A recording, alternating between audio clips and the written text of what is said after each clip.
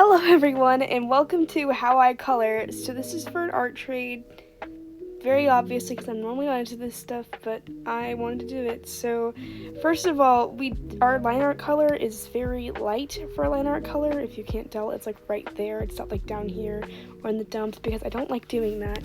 And that's even more apparent when you look at my other stuff. Let me find something that isn't like Miku, where is she? Come back here. There you are.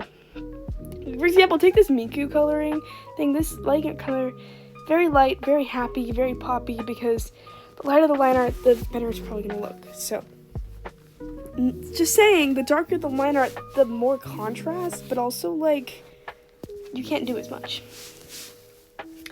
Color palette-wise, I start with 2 colors, and I normally find a good middle in between for any of the small details that really need like this very certain green color, like a very certain thing anyways, but you get what I mean. So here we have our guy.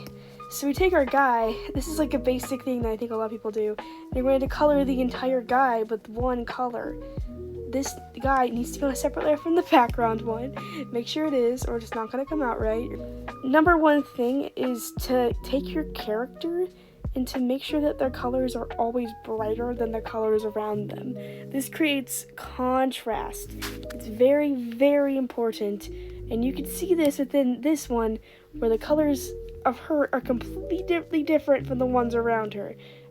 Actually, let me check. I think I still have it. No, I don't. I flattened the entire thing. And didn't make any extras.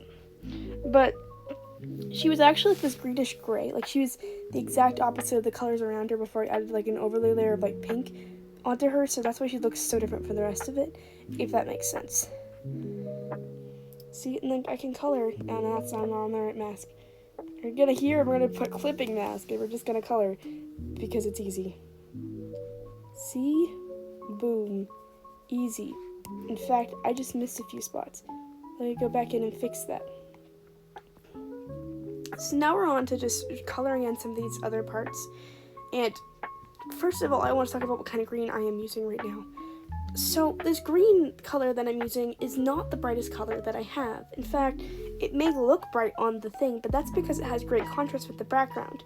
It's actually about right here. If I were to use a brighter green, it would look like this. Now, while this may create a lot of contrast, it's also eye-bleedingly contrasting, which you do not want, because people do not look like looking at something that's going to make their eyes and then ears and the mouth bleed, because it's disgusting and it doesn't look great. And something a lot of artists need to realize is that bright colors do not necessarily mean good contrast.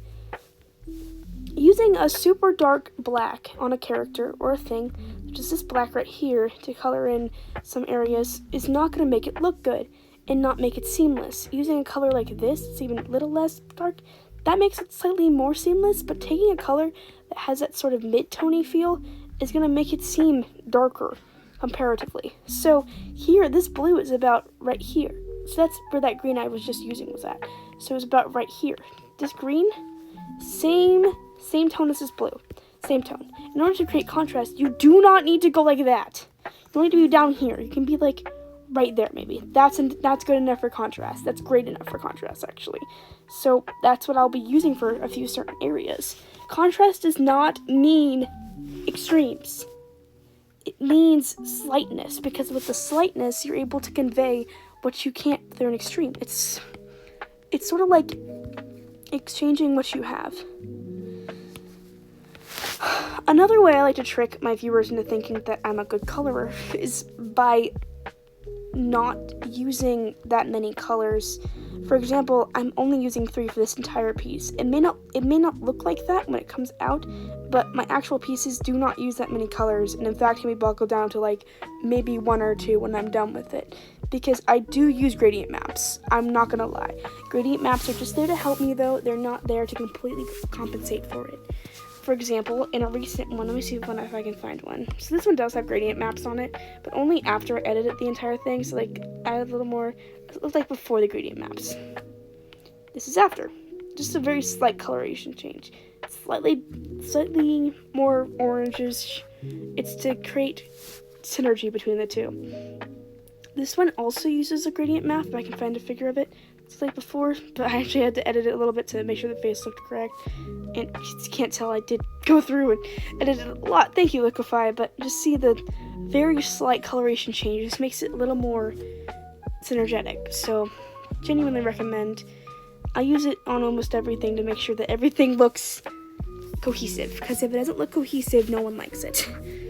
My colors themselves are already cohesive, so it just makes it look a little better. That's it. It's not something I completely rely on. I've done many pieces without that, and that's how I do all my traditional pieces, and those still win. So, looks cool beans. Skin tone. First and most important part is shading the parts which are always going to have shading. Earlobes, under the eyes, over the eyes, that area where the face is always going to have this constant ideal of just shading, because there's some parts of the face that are very specific, but this one is not. So, also wrinkles. Wrinkles are important. It's like low poly feel. Okay, there it is. Now, to make a highlight color, you're going to go the exact opposite way and pick your brush up that way. So it's going to make this nice contrasting feel between the two colors, especially with orange. It looks really pretty with warm colors. Also, for white spots like the eyelids and such like that, you do not need to shade yet. Do not shade those parts yet. It is not worth it. It's just going to end up looking muddy. What you're going to do is you're going to wait till I get to my second step, which I'll show you guys in a second. This step is very, very important, and if you mess this up, it's sort of like messed up forever. So, it doesn't look right without this. But also, I'd like to say something really quick.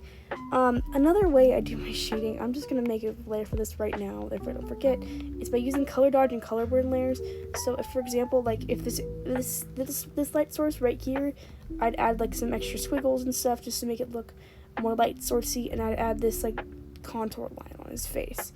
For that up his here, I'd add contour lines right here for that one right here for that, right here for that, right here for that, right here for that, and right there for that. That is how it would look, if that makes sense. For color burn, it's to really just get those certain spots down that need more darkness in them. So, like for example, the shading area, I'd probably color burn, except I'd majorly take that down a peg. Just shade this area, shade that area, blah blah blah blah. Make sure those areas that just really need that extra shading get it. To just make sure that they still have a contrast. This can also be worked in so I can color in like in this entire background part. If I didn't want it to break out as more, I'd make it darker. Or I'd make it darker, therefore it has more contrast. Which is probably what I'm going to do now that I've seen it. So, if that makes any sense. That's how I do it. Normally, like I said, I do like creating maps.